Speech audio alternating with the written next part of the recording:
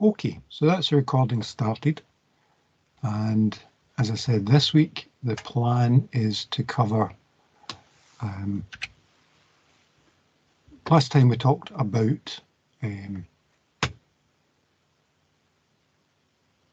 compliance.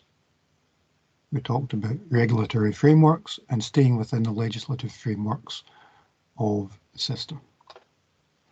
This week I want to talk a wee bit about how we go about setting that up within the organisation. So we'll talk about setting up controls to ensure that we stay within the compliance legislation. And we'll also talk a wee bit about codes of conduct, those frameworks that are there to ensure that those in positions of responsibility are staying within the accepted rules for being in those positions. So things like the Nolan principles. As ever, if you have a question, put something in the chat, put up your hand, or just unmute. It's not like there's dozens of us in this meeting. But let's talk about internal controls. Now, when I talk about controls, I am talking about setting limits, if you like. Setting something that will ping, for example, if we do something we're not supposed to do. And I've said before, one of the reasons that we look at GRC, not just because it's absolutely crucial for all organisations, but also specifically for IT-based personnel, often the best way to check compliance, excuse me, is to make use of the computer systems that we already have in place. So for example, if we are selling some widgets to company X, as long as we have a computer that is taking the purchase order and creating works orders and creating shipping orders and setting up invoices, well, why don't we put in the other things that we're going to need for that? Because selling widgets isn't always just selling widgets. We've discussed that before. At a more mundane level, selling a widget to a company that hasn't paid you for the last 90 days is probably a bad idea. So one of the things that would be in our internal control would be checking the creditworthiness of the customer. Now, that's not a legislative issue, but it is an internal control issue, which is why sometimes control and compliance get blurred. Please don't let them in your mind. Compliance is about legislative issues, and control is about how we implement those, and also how we implement these further things that help the business. So checking on creditworthiness helps the business. It is a control, but it's not compliance. There's no law that says we can't sell to somebody who hasn't paid us in 3 months, but it's probably not good business practice. What we can do is check that the customer is entitled to buy the widgets. Are there any legislative reasons they're not allowed to do so? So for example, if those widgets are radioactive packs that go into medical scanning machines, are we selling to a hospital? Are we selling to someone who actually needs this? Or are we selling to somebody who can reuse those radiological materials for other more nefarious purposes? That absolutely is a legislative issue. So one of the things that we can do when we're setting up controls is to check who we're selling to, where they're based, and whether that means that there should be other checks. The other checks are, of course, if you remember way back, we talked about putting in processes in our organisations, processes to check things.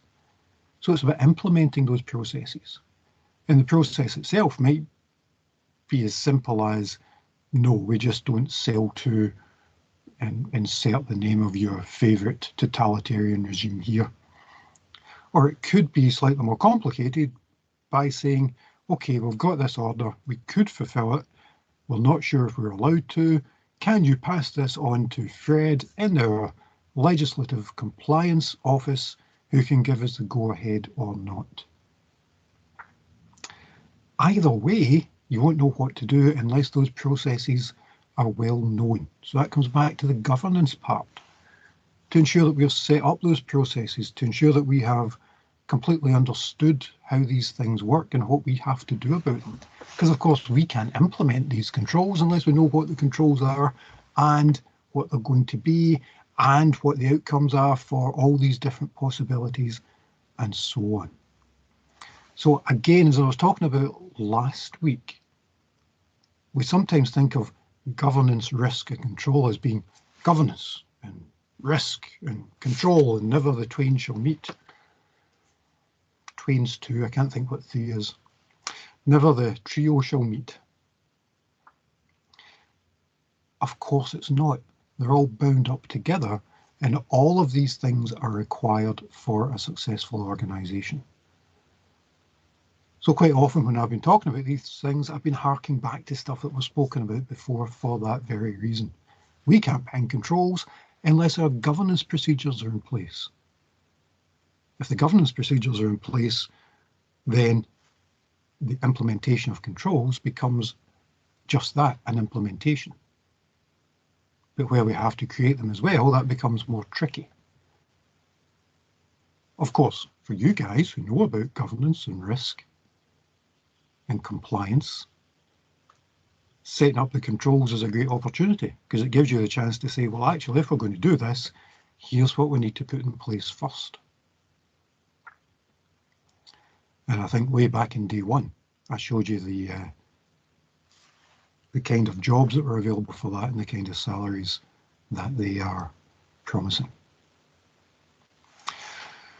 So we need to set up internal controls, and what we then get is hopefully lots of benefits for our organisation.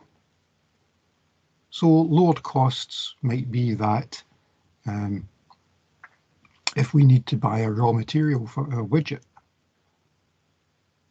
if our system can say, well, let's not buy that raw material until we are below a certain level, that certain level being where we get a price break, because if we can buy 10 tonnes for not much more than the price that we pay for 5 tonnes, wouldn't it be better for our system to be set up so that we order when we can accept the 10 tonnes, not just on a quick, oh well, let's have 5 tonnes because we need that today.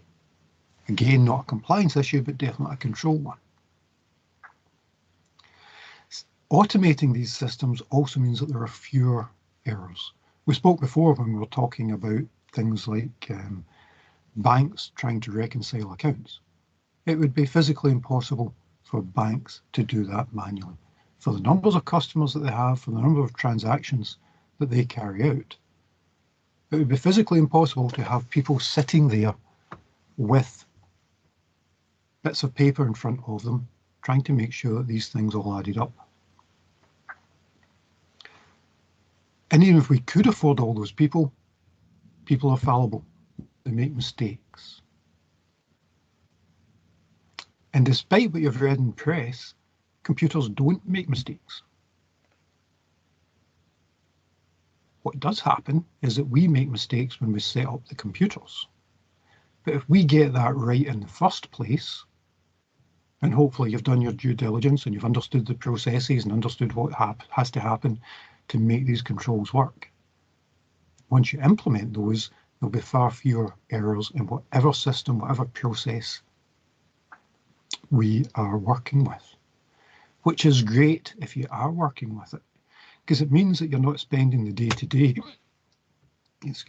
trying to think, okay, what will I check on here? Your day-to-day is saying, oh, hang on, the system has pinged this up. Here's what we need to check today. So that's what management by exception, that's what I'm talking about there. We manage things that are outside the normal run of how things should work. Hopefully everything else is working well. And again, I'm harking back to that continual improvement that we're talking about with PDCA and that ITIL and COBIT talk about. So we're trying to get our processes to work to the best possible way that they can. And when we have got that, things hopefully will run smoothly, and it's only the things that don't run smoothly that we need to spend time on. So only the exceptions take time. And of course, importantly, what we have is it allows us to put in not just our internal rules, our internal procedures, our internal controls, it also allows us to set up legislative compliance. It allows us to say, okay, we need to follow all of these rules. Someone's applied to open a bank account. Okay, are there rules that we have to follow? Oh yes, there are. Do we know this person exists? Do we know where they live? Do we have proof of that? Do we know where the money that they're using to open the account originates? All of these things are legislative compliance issues for banks to stop money laundering. It stops somebody wandering into a bank, opening an account called Fred Flintstone, sticking £100,000 into it, transferring it to some other people, closing the account and then running away. That way their money can be hidden. So if we're doing that anyway, and we're setting it all up because we have to do the compliance, that then leads back to the idea that we can put it in for our internal controls as well. And in essence, other than the setting up issue, there's no extra cost as such. The cost is all front loaded. Setting these things up, setting the processes, setting the procedures and figuring out what needs to happen. And of course, as things change, as new legislation comes in, as our internal procedures change, as our controls modify over time, we can alter our internal controls. We can extend them to other areas or remove them where they're not required. All of which helps us make sure that we're legislatively compliant.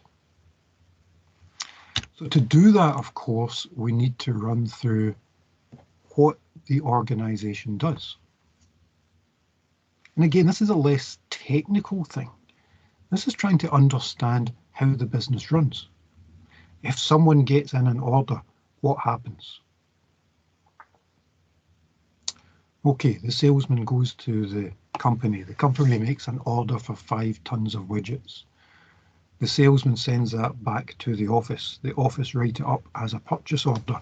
The purchase order gets sent to the organisation to be signed. This purchase order is returned, signed. That purchase order then goes to manufacturing. Manufacturing then schedules that to be created, taking into account the requirements of the order.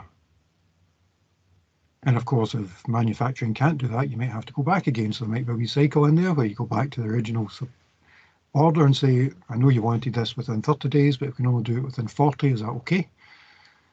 And then once you've got all that sorted out, that then gets set for manufacture. And all the controls have to be put in place there. What's involved in the manufacture? Are there different ingredients? Are those ingredients legislatively compliant? Are we ensuring that we've not put in anything there that we shouldn't have? Have we conformed to all the proper standards, and can we prove that what we are making conforms to those standards?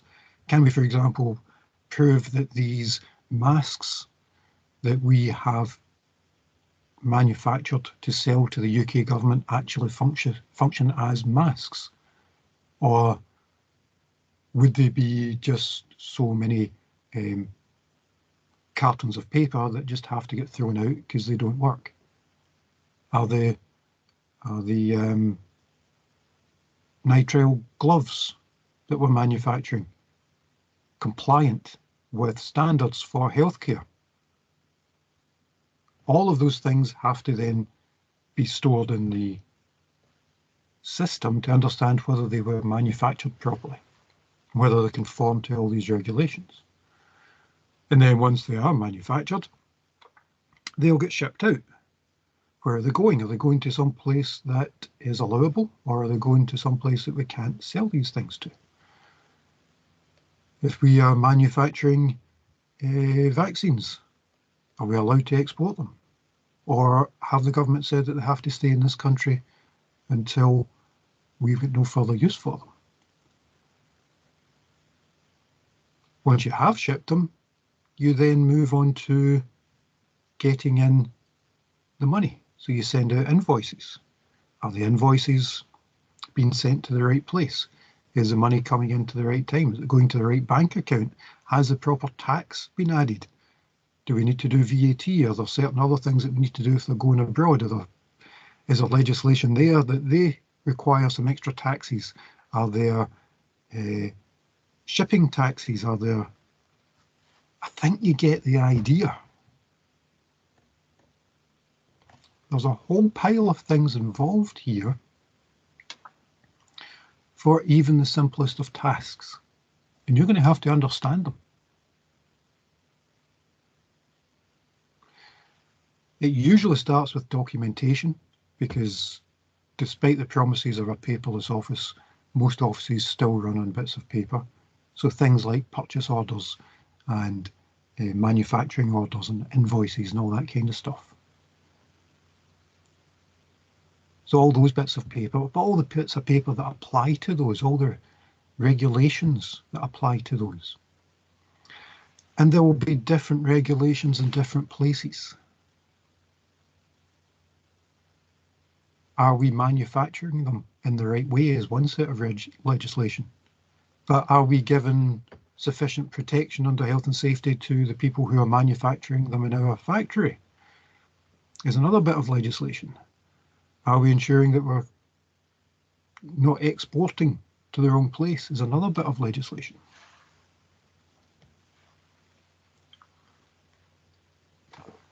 By following these documents, by understanding what goes through, you can highlight risks. You don't walk into your local newsagent and buy a Mars bar without giving them money first. And if you try and take the Mars bar without taking the money, they're immediately on alert. Why would it be any different than any other type of organisation? If it's somebody you've done business with before and they have a line of credit, have they breached that line of credit? Have they been good? Do we have any flags on them from any financial organisations? All of these things and hundreds more are all the things that have to be checked for one order. So if we can automate those in a system, fantastic. So it's just like creating any other computer system. Figure out what the functions are, figure out what you have to do about it, and set limits on them. And once you've done that, you can start testing them. What happens if? What happens if they go over their credit check? If they have a credit line of £50,000 and they've gone over by £100, then good business sense would say, nah, it's fine, let it go. If they have a credit line of £50,000 and their order is £500,000, good business sense would be, hang on a minute. So let's do that check. Figure out what you're supposed to do. Is it an automated check? If the limit is within 10% of their credit limit, let it go ahead. Otherwise, ping the head of finance to get approval. And you also have to decide whether these checks are preventive, and that's what I've just been talking about there, stopping us doing something wrong, or detective. Have we done something that we shouldn't have done? Have we suddenly figured out that we have been supplying threads, fixtures, and Wilma's welcoming widgets as two separate companies, but actually they all come under Flintstone factories. So in essence, they've had double the amount of credit that they should have done. We can find these things out afterwards. And that's a detective check. Have we done something wrong? So we can set all of these things up. Things that we do at the time that it's happening and things that we look at afterwards.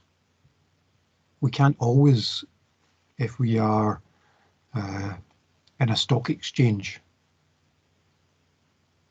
and things are time sensitive, we can't always stop a trade. Not in real time, but we can go back later and look to see whether that trade was correct or not. And any incorrect trades could then be logged, flagged, and checked over manually. Okay, so we set up our controls. We set up the tests that we're going to do, either real-time or historical tests. And then we figure out what we're going to do about them, and that's called remediation. So when something's gone wrong, when we have breached one of our controls, we'll set up a control, we'll set up the test, it's gone wrong, and it's flagged. What do we do? Well, you'll remember those risk things that we did. Those risk documents quite often had someone's name against specific items. And that's one of the things that we would want to do here. If something goes wrong, whose job is it to check it? If it's an accounting issue, then the head of finance. If it's a manufacturing issue, then the head of manufacturing. Or whatever is appropriate for this particular test. So whoever's appropriate has to figure out what went wrong and why. And of course, again, one of the things we can do with a computer system is do this automatically. Somebody comes in the morning, opens up their system, and there's a list of issues that they have to go through and say, yes, okay, no, we need to go into this, not sure, let's find out further information. And all of these things can be held in the system and people can check to make sure that they're all being progressed, that they're all being worked out, that something is happening with them. That's much harder on a manual system. Sometimes what you'll have to do is push things out for further information. So you'll push them out to other people to say, we've got this ping from the system, why did you let this order go? And someone has to come back and say, here's the script, blah, blah, blah, therefore I did this. And at that point you can say, no, that wasn't enough. You should never let this go. Or, yeah, that's okay. Understand why you did it. We're happy to let that go forward. As far as you're concerned, setting up the system, it doesn't really matter what the outcome is. What matters is that it has been investigated, that they have figured it out, and that they have made a trail of what happened. So if someone comes in 6 months' time and says, hang on, you did this wrong. What happened? Well, here's the paper trail. We saw this happened, we flagged it to this person, they got more information from that person, here's the background to it, and therefore this is what we did. That is really helpful, to have that full audit trail of what happened. Anything that you fix must be documented. Not only to show that you fixed it, but also to decide whether you're then going to change the processes. Because that's one of the things that you'll be doing here. You'll be checking to see what went wrong. Now, before, when we talked about what went wrong, I used the example of a van breaking down. But we would do exactly the same process here to try and understand why this process might have broken down, and to see if there's something that we need to do to fix it.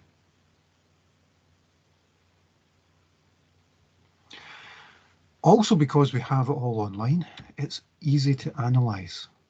So all the things are available, and anyone who's involved in compliance can start to look at anything that's happening, currently open problems, things that seem to be happening more often, any risks that that then presents to the organisation, which might have to be put into a risk analysis. In other words, again, we've got this whole documentation trail. This whole idea that, yes, perhaps something did go wrong, but we know about it, we caught it, we addressed it, we fixed it. And often that can be the difference between falling foul of legislation and proving that you did your best to comply with it.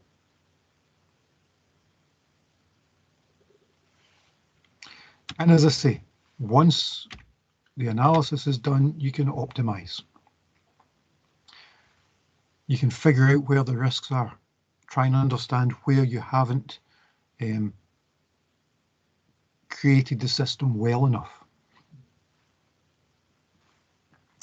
not understood the processes deeply enough, not set the controls at the right level, whatever it happens to be.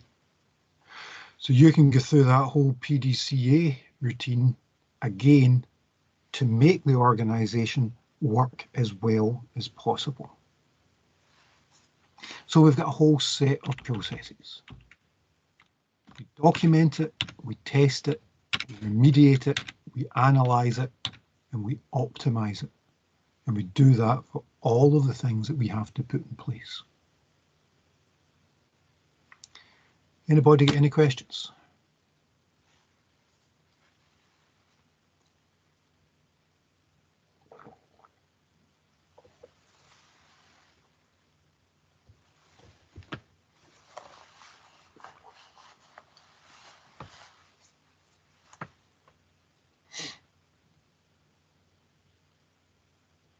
Anybody awake? Yeah, I'm awake. Good, Sam. Thanks for letting me know. Okay, not surprisingly, as usual, the tutorial for this links back to the case study, which probably suggests that you want to do something about this in your submission. So you want to think about the case study that you have and think about how you would document these processes and the sorts of things that you might want to put in to control these systems. Particularly where we're talking about legislative issues, because it's compliance we're talking about just now. So these are legislative issues. There are other things, and those are controls. We'll talk about them later, but this is compliance. So I expect to see a full understanding of the legislative frameworks that would apply and how you would address them in this case.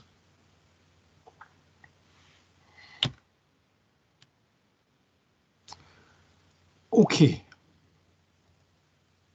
there's no questions. And we've only, it's not been half an hour. I think what we'll do is we will move to our next part. So we're talking about creating controls for legislation. And now I want to talk about codes of conduct.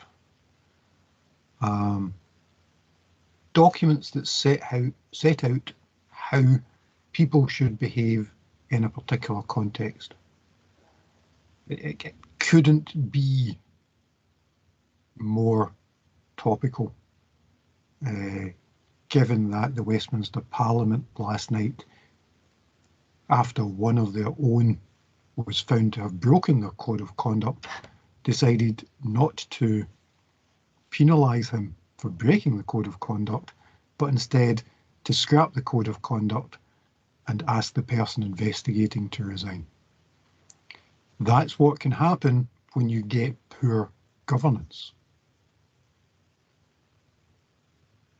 And poor actually doesn't really cover it. It's not poor, it's actually malign governance. It's not that they don't care, they understand exactly what's going on and are choosing to approach it in a specific way. Completely the wrong way, in fact. So let's talk a wee bit about codes of conduct. What they are, why they exist, and why they're so important to all organisations, and why you should be incredibly sceptical of anyone who suddenly decides that when they have been found to have broken the code of conduct, it's the code of conduct that's wrong and not them.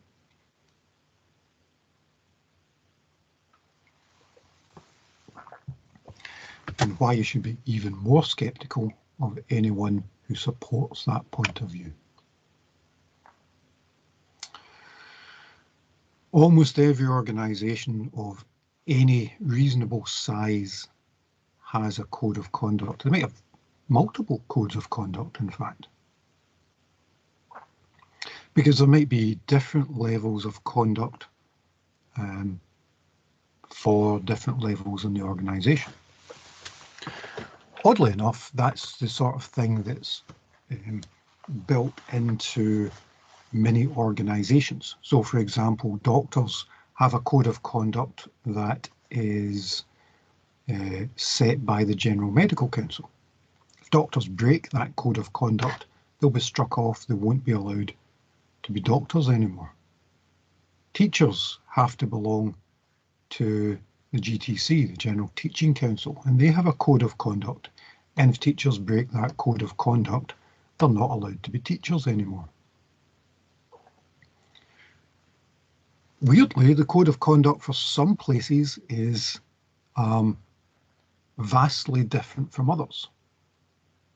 So, for example, this is November 2021, and we have just had a huge scandal with Owen Paterson MP having been found guilty of breaching the MP's code of conduct at Westminster. If you haven't been following the story, what Tory MP Owen Paterson did was he accepted payment from companies and then lobbied on behalf of those companies in order to gain favourable treatment for those companies. So, for example, one of the companies that he accepted £50,000 a year from received a contract from Westminster through what was known as the Tory VIP lane to ensure that SWIFT contracts were handed out during the pandemic. There was no requirement to understand whether those organisations were suitable for those organisations. And in fact, there are several court cases running through just now when people have challenged the Tory government on how they ran this. So, for example, the former Westminster Health Minister gave a contract to the man who ran his local pub, despite him not having any background in supplying personal and protective equipment for healthcare. So there's a huge thing around this. And one of them is this breach of the code of conduct. And one of the reasons I wanted to bring that up is because Tory MP Owen Paterson received £50,000 a year to lobby for this organisation against the rules of Westminster, against the MP's code of conduct, very clearly against the code of conduct. When he was found to have broken that code of conduct, the recommendation was that he would be suspended from Westminster for 30 days. Now, I want to be clear, suspension doesn't mean he would lose any pay. All that would happen is he wouldn't be allowed to turn up to work for a month on full pay. And last night, his colleagues in the Conservative Party voted to stop that suspension and indeed to abolish the committee whose job it is to investigate breaches of the code of conduct. Because that involved medical issues, I want you to contrast that with what would happen to a nurse who is also subject to a code of conduct in a hospital. There are very clear rules about what nurses can and can't accept. Anybody who's ever been unfortunate enough to have been in hospital or had a relative in hospital will know that it's not uncommon to give nurses a gift. A box of chocolates, something like that. But if you tried to give that nurse £50,000 and the nurse accepted it, the nurse wouldn't just be suspended on full pay for a month, the nurse would be fired and would be unable to continue as a nurse. They would be struck off the nurse's register. The threshold is roughly a box of chocolates.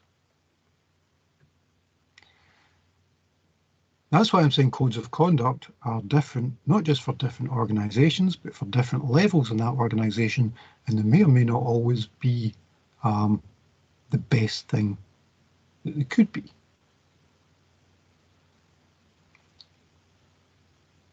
It is incredibly important.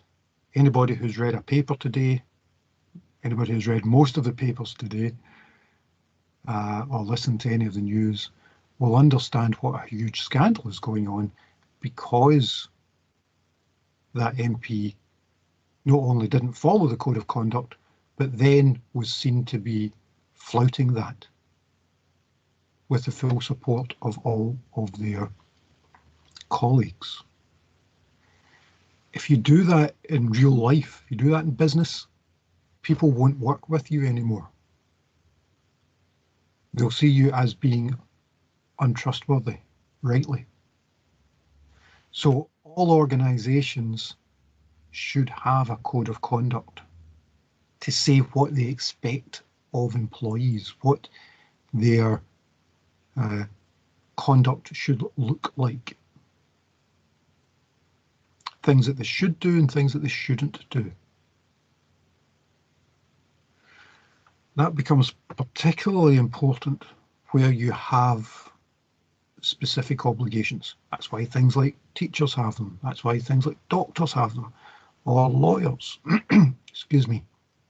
All of these professional organisations have codes of conduct and ethics, and if you don't follow them, you will be removed. For us, our professional organisation is, or our most prominent professional organisation is the BCS. And if we don't follow the code of conduct and ethics that the BCS set down, we will be removed from the BCS. They're not a new idea.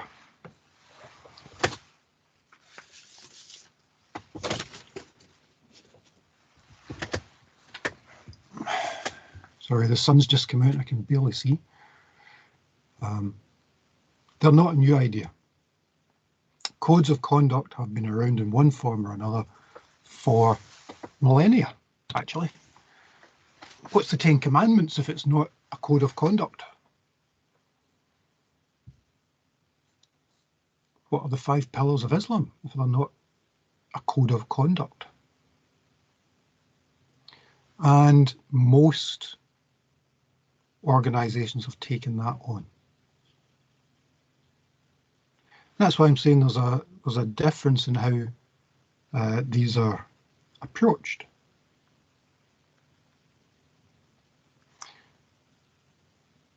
If a nurse had taken £50,000, they would be fired and not allowed to be a nurse anymore. Weirdly, if a counsellor had taken £50,000, they would be removed as a counsellor, prosecuted, and the chances are they would be jailed. But because this happened at Westminster, and because Westminster make the laws, they're allowed to change their codes of conduct retroactively, which is not a good look for anyone. Which is why I say that codes are great, they're really important, but they're not a be-all and end-all. And if the signal that you get from the top is that we don't care, that leads to a that leads to a lessening of standards further down. Weeks ago, we spoke about Patisserie Valerie. We spoke about the failure of accounting. We talked about Enron and the failure of accounting. We talked about how Arthur Andersen imploded. Arthur Andersen had a code of conduct. Arthur Andersen said what you could and couldn't do when you were involved with a client. But in the end, they agreed for fees exceeded their wish to stay within the code of conduct. Arthur Andersen no longer exists. And that is the danger for organizations who think that codes of conduct are fine in theory, but don't matter to them in practice. The code of conduct is a necessary condition, but it's not a sufficient one. And I said this when we were talking about governance. A proper approach has to be taken by the leaders of the organization, shown to be taken by those leaders, and then insisted on being taken by the rest of the organization.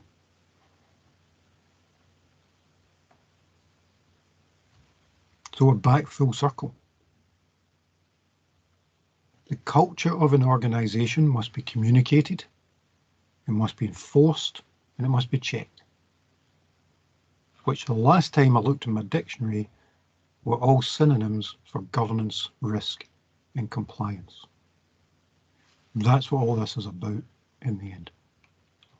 So there's lots and lots of codes out there. I'll show you some in a wee minute.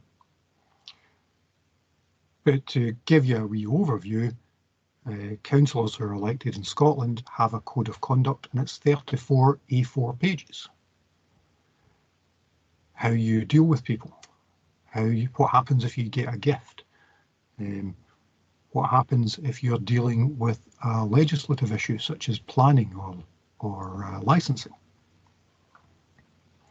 And it says specifically what will happen if you break that code, which is why I said a lowly councillor in Scotland, if they'd done what Owen Paterson MP did at Westminster, wouldn't just be in breach of the code, they would be in breach of legislation, they would be removed as a councillor, prosecuted, and likely jailed.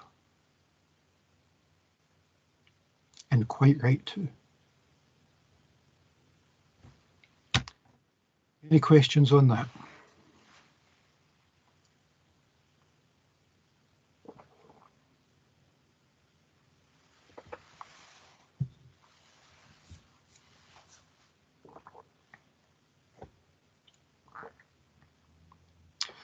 Okay, in that case again, the tutorial part refers to the codes of conduct. I'm going to show you some just in a wee minute. What I want you to do is think about the similarities, think about the differences, think about how they would then be used, well, I don't know, in your case study, for example, the sorts of things that you might want to put into your report.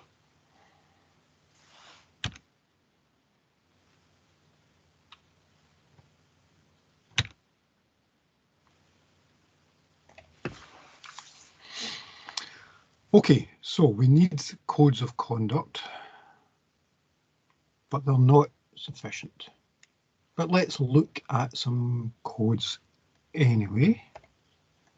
So again, you get access to this. This is just in the OneNote document as usual. So in the compliance section, that's last week's lecture, this week's lectures, and I have linked to some standards for you. So here's the solicitor's standards. Now these aren't rocket science.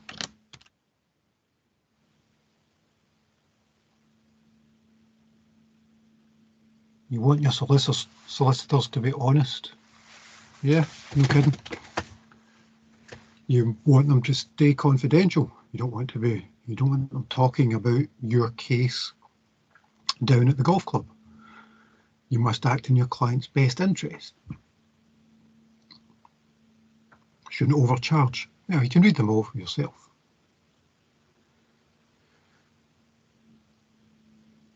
Is there anything in there that you think is unreasonable for a solicitor?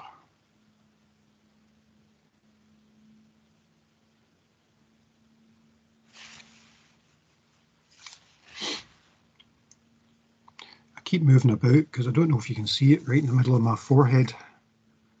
There's a big chink in the curtains that I can't quite get closed. I'm trying to keep it away from my eyes because it's quite sore. Just for once, it's very sunny down here. Okay, so if we're all agreed that those are reasonable, let's look at some other codes. Bankers also have codes. Now, we've talked about this before, the difference between legislation and between voluntary codes. If a solicitor in Scotland breaks any of those items in the code, they can be struck off from being a solicitor. If anyone in banking breaks the code, well, what might happen?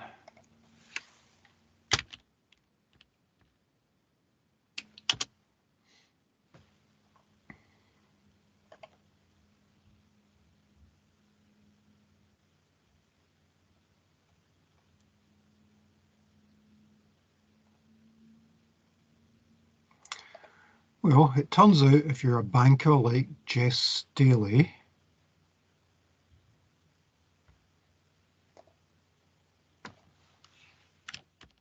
who was the head of Barclays Bank, who was investigated by the FCA,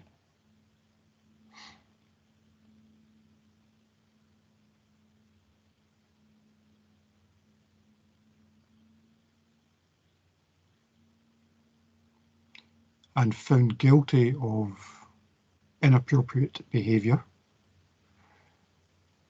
there is no comeback in law.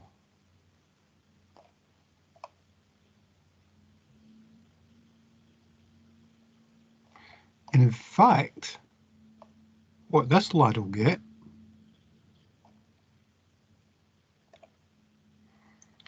is £2.5 million in pay, lots of money into his pension, and help moving back to America.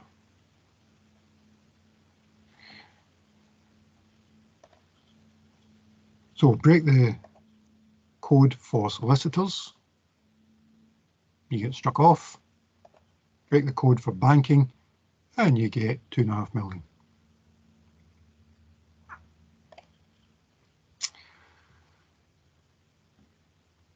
Similar things happen in public life. So I've already spoken about the fact that there is a code of conduct for Scottish councillors. And it's long. 7 sections, 3 annexes, nearly 40 pages, covering all of these kinds of things.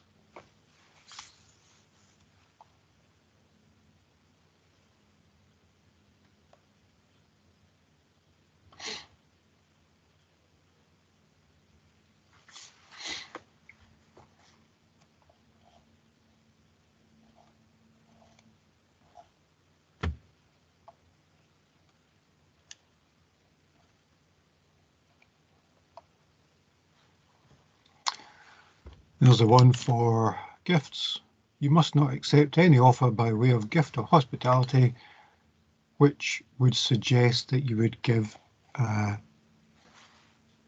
preferential treatment to those that have given you that. And they're giving you a guide here. 50 quid. So like the nurse's box of chocolates, that's the kind of value, 50 quid.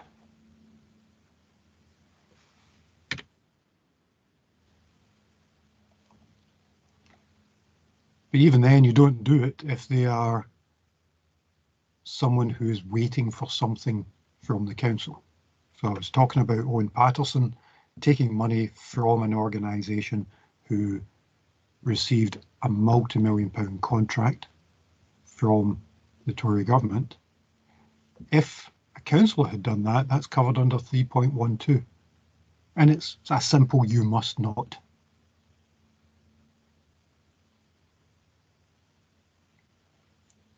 As is the fact that he had a contract and received £50,000 every single year. You can't accept repeated hospitality or gifts. So weirdly, the rules for a councillor are actually stricter than those for an MP, who also have a code of conduct. As of last night, I have no idea whether that is going to be kept, changed, thrown out, completely disregarded, or whatever.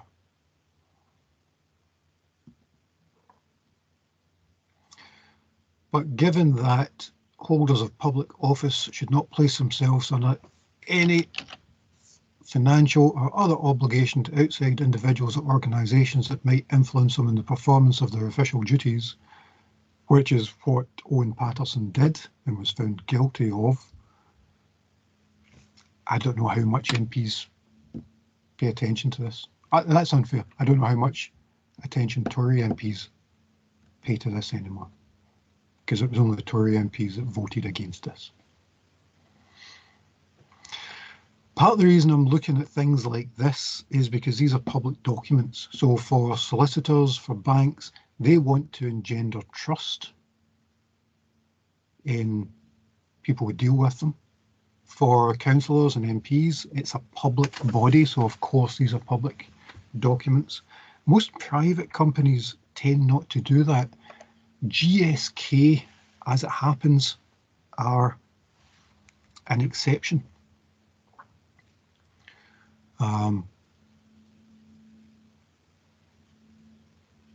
GSK are a pharmaceutical company and decided that as part of a commitment to openness and to engender trust in the public, they would not only have the code of conduct, they would make it public and tell people the standards that they expected their employees to work to.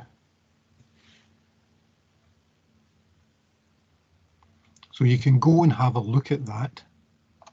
That's a kind of overview, but there's two big documents that you can go and read.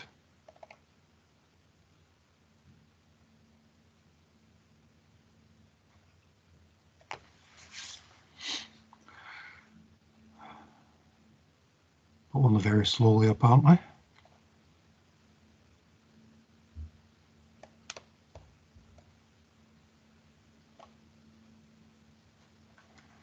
So there's two big documents that you can go and read, and it talks about what the values are, what their expectations are, and it says what they are in terms of different types of people. And remember, the jargon for that is all the stakeholders. They're a pharmaceutical company, so it's about patients. It's about the company. And you can see right up the top there, there's gifts and hospitality, financial procedures, what happens with our colleagues and what happens more generally in the world. So they've done this to try and engender trust and to ensure that people think, yeah, GSK, we like them.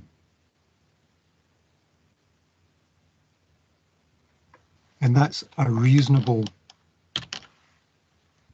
strapline for all codes of conduct.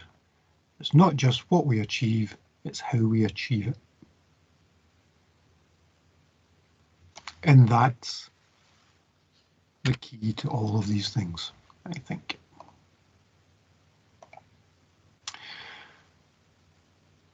Okay, any questions, comments, thoughts?